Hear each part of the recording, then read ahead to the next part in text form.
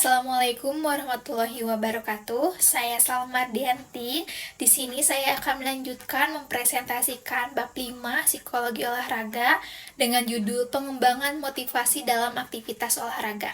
Yang pertama yang saya akan jelaskan tentang pengertian, batasan, dan urgensi motivasi. Nah, jadi motivasi ini bisa diartikan sebagai sebuah kondisi yang menggerakkan perilaku dan mengarahkan aktivitas terhadap pencapaian tujuan atau arah dan intensitas dari usaha seseorang. Jadi, betapa pentingnya motivasi dalam proses belajar atau latihan. Nah, penampilan olahraga dan pencapaian prestasi olahraga. Prestasi bisa dikatakan identik dengan motivasi. Tidak ada prestasi tanpa adanya motivasi. Lalu ada 3 penjelasan penting motivasi dalam proses belajar. Di antaranya ada motivasi merupakan generator atau penggerak internal di bidang diri individu untuk menimbulkan aktivitas. Lalu yang kedua ada motivasi dapat menjamin kelangsungan aktivitas.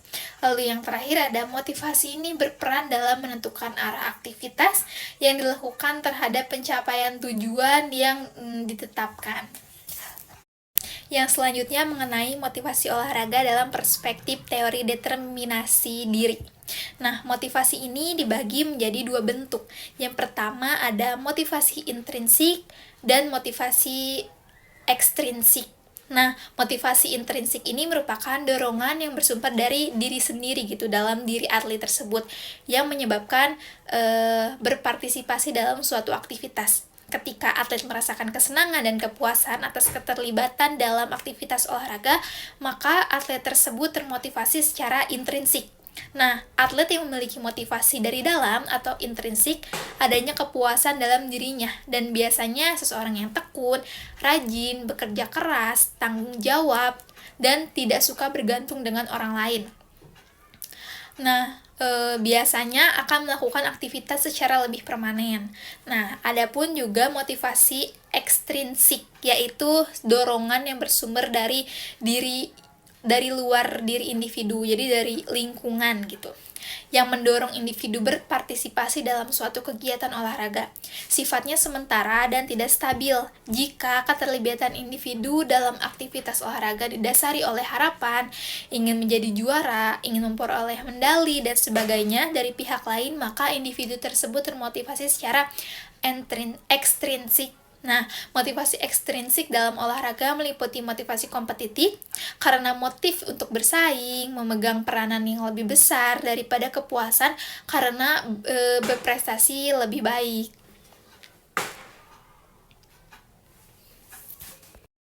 Selanjutnya ada motivasi berprestasi. Ada 3 perspektif teori yang umumnya dijadikan dasar untuk mengembangkan motivasi berprestasi. Yang pertama ada teori kebutuhan berprestasi.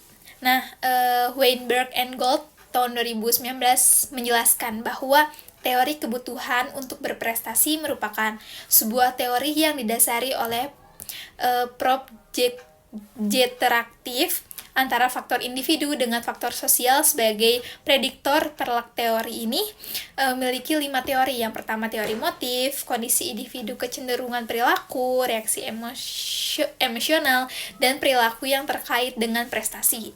Nah, selanjutnya ada teori atribusi.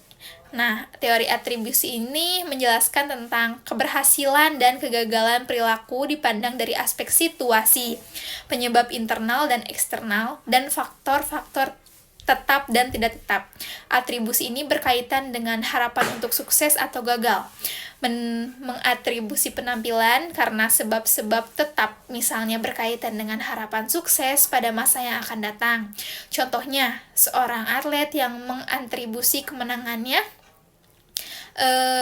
dalam pertandingan bulu tangkis karena faktor tetap, maka ia akan mengharapkan hasil yang sama akan bisa terulang di waktu yang akan datang. Bersamaan dengan itu, meningkatnya pula kemampuan dan keyakinan terhadap penampilannya. Yang terakhir ada teori tujuan berprestasi, disebut juga dengan teori orientasi tujuan. Teori ini didasarkan pada asumsi adanya perbedaan dan perspektif tujuan setiap individu atau cara-cara berbeda ketika individu menilai kompetisinya dan keberhasilannya. Baik, selanjutnya ada strategi dan pengukuran motivasi. Strategi untuk meningkatkan motivasi itu ada beberapa strategi yang biasa digunakan untuk meningkatkan motivasi atlet. Di antaranya yang pertama ada strategi verbal. Strategi verbal ini adalah strategi dengan motivasi dalam bentuk kata seperti beri pujian kepada atlet dengan pujian-pujian positif.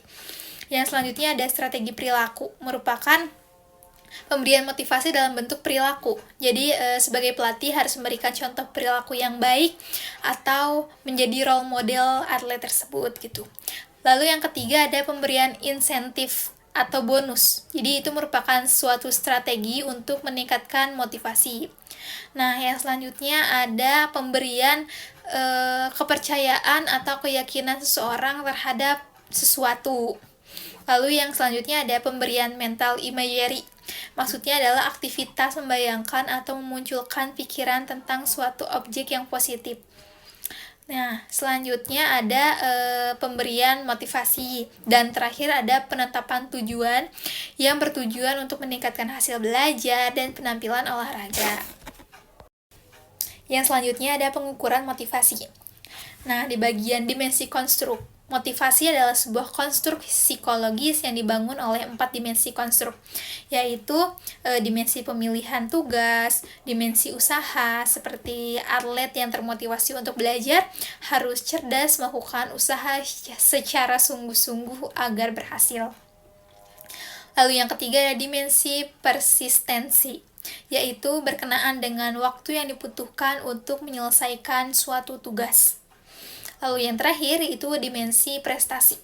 Jadi prestasi yang akan dicapai merupakan suatu indikator dan dimensi konstruk yang tidak langsung dari motivasi. Lalu ada di bagian metode pengukuran motivasi. Yang pertama ada observasi langsung. Nah, dalam observasi langsung hanya gejala yang nampak saja yang diobservasi atau yang diteliti. Jadi mungkin hanya mengobservasi bagian luarnya saja dan tidak menangkap apa sih esensi sebenarnya dari motivasi gitu. Lalu ada penilaian oleh orang lain. Dan yang ketiga adalah laporan diri seperti mengisi kuesioner atau mewawancarai seorang yang akan diteliti.